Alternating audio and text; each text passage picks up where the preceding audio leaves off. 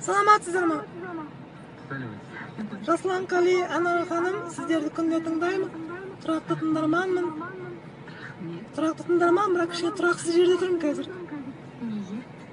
Білмеймін, тұрақсызданып тұрмын, өйткені сіздің қонақта бүгін Алтынбек аға екен. Алтынбектің әндерін сүйіп тыңдаймыз. Алтынбек аға, бір сұрағым бар еді. Өйтіп адамға күлуге болмайды негізі. Жасулан мырза.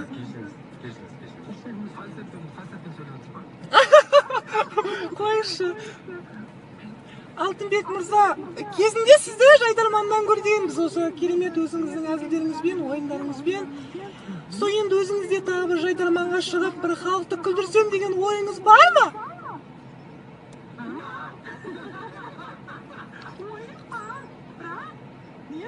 Бармай жүрміз жайдарманға, өйткені мен жасан жоқ